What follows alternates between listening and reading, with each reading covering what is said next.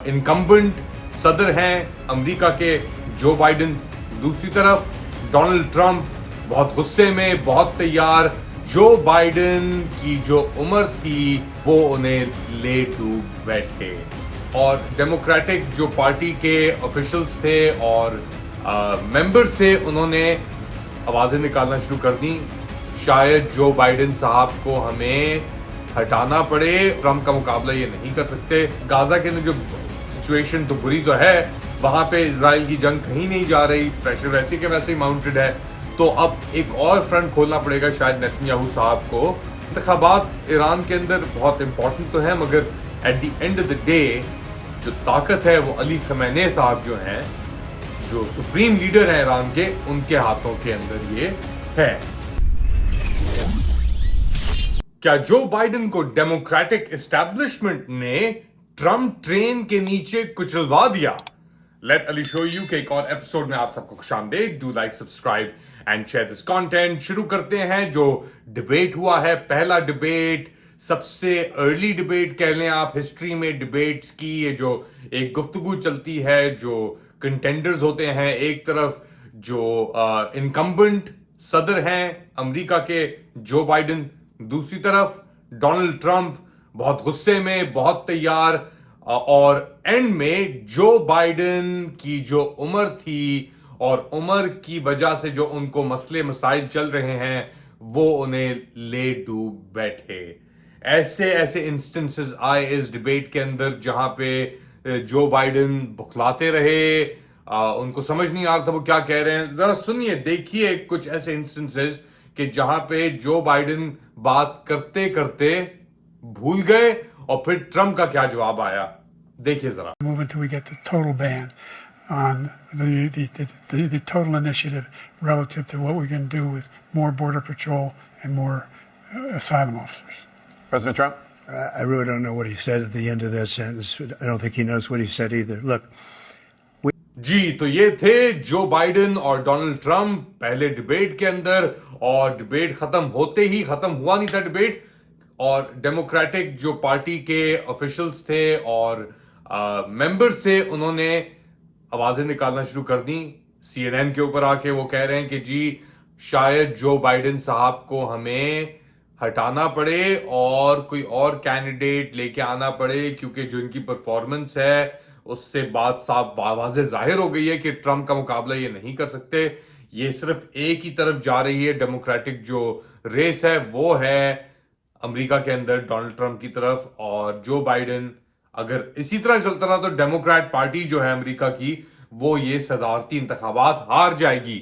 As an incumbent सदारती इंतखाबात हारना बहुत यानी शर्मिंदगी का तो बायस है, मगर जो बाइडेन साहब ने जो पूरा अपना करियर सब कुछ दाव पे लगा दिया, 80 साल की उम्र उनकी हो गई है, एक ऐसे मोमेंट में वो लड़ रहे हैं ट्रंप साहब के साथ, जहां पे ट्रंप साहब के ऊपर पता नहीं कितने दर्जनों तो केसेस लगा दिए हैं हुकूमत ने उनकी, जो बाइडेन साहब की।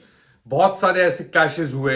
अच्छा, अब इतनी जल्दी डिबेट कराने के बाद और एक्सपोज खो जाने के बाद डेमोक्रेटिक पार्टी के अंदर अब ये बहुत एक गैविन न्यूसम करके एक कैरेक्टर हैं, वो कैलिफोर्निया के गवर्नर हैं और उनका नाम लिया जा रहा है। कमाला हैरिस जो वाइस प्रेसिडेंट है उनका नाम नहीं लिया जा रहा, क्योंकि लोगों में यह एहसास है कि कमाला हैरिस शायद जो बाइडेन से ज्यादा भंड करने पे करना ना शुरू कर दें।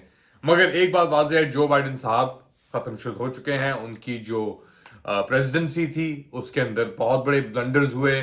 यूक्रेन वॉर उनकी प्रेसिडेंसी के दौरान हुई, इजराइल गाजा कॉन्फ्लिक्ट उनकी प्रेसिडेंसी के दौरान हुआ, पाकिस्तान में जो बकवासियत चल रही है, फाशियत, बर्बरियत, वो जो बाइडेन की प्रेसिडेंसी के अंदर हुई। ऑटो पायलट पे ये प्रेसिडेंसी चल रही थी और इसने दुनिया भर में बहुत बहुत नुकसान किया और मौका दिया, और जो ताकतें थी, कुव्वतें थी, उन्हें उभरने के लिए। एक तरफ तो और कुव्वतें उभर रही हैं, दूसरी तरफ जो एस्टैब्लिश कुव्वतें थी जैसे इजराइल, उसको अमेरिका ने खुली छूट दे दी। खुली छूट देने के बाद क्या हुआ? खुली छूट देने के बाद यह हुआ कि खैर 40,000 फलस्तीनी जहां बहाक हो चुके हैं। अब इजराइल हिजबुल्लाह पे हमला करने की बातें कर रहा है, अमेरिका ने एक एडवाइजरी इशू कर दी है, साथ साथ कि जी इजराइल, आप अगर लेबनान के अंदर मौजूद हैं अमेरिकी बाशिंदे तो निकल जाएं, आप एहतियात करें। जर्मनी ने इससे 2 हाथ आगे बढ़ के कहा है कि फौरन निकल जाएं क्योंकि किसी वक्त भी जंग शुरू हो जाती है। इजरायली जो अपने जराए हैं वो कह रहे हैं कि जी 2-3 हफ्ते के अंदर शायद इजराइल हिजबुल्लाह पे जंग शुरू कर दे लेबनान के अंदर, क्योंकि हिजबुल्लाह के जो रिटेलिएटरी अटैक्स है नॉर्दर्न इजराइल के ऊपर, उसने पूरा का पूरा रीजन जो है नॉर्दर्न इजराइल का उसे खाली कर दिया है। मईशत पे भी इफेक्ट हो रहा है और गाजा के अंदर जो सिचुएशन तो बुरी तो है, वहां पे इजराइल की जंग कहीं नहीं जा रही, प्रेशर वैसे के वैसे ही माउंटेड है। तो अब एक और फ्रंट खोलना पड़ेगा शायद नेतन्याहू साहब को अपने आप को बचाने के लिए।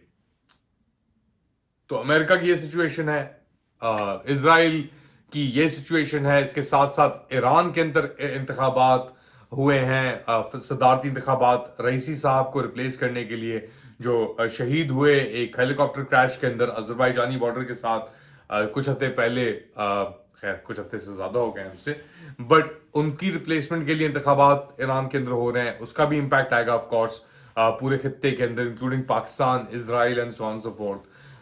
तो इसके अंदर इंतखाबात ईरान के अंदर बहुत इंपॉर्टेंट तो है, मगर at the end of the day जो ताकत है वो अली खमैनी साहब जो हैं, जो सुप्रीम लीडर हैं ईरान के, उनके हाथों के अंदर ये है।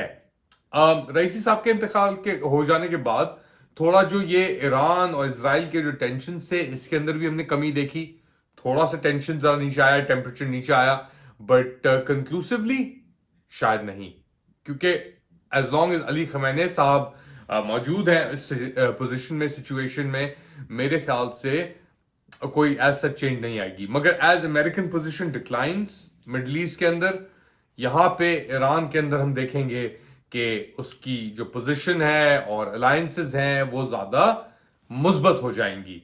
अच्छा, ये सब चीजें हो रही हैं आपकी इस वक्त ईरान के अंदर, इजराइल में, अमेरिका के अंदर इंतखाबात, अफगानिस्तान को लेकर यूएन कॉन्फ्रेंस हो रही है दोहा में। हमने इसके ऊपर पहले भी जिक्र किया था, सिराजुद्दीन हक्कानी साहब के ऊपर जो ट्रैवल बैन लगे हुए हैं उसको भी हटाने की बात हो रही थी कि वो भी ट्रैवल कर सकें दोहा यूएन की कमेटी से मीट करने के लिए।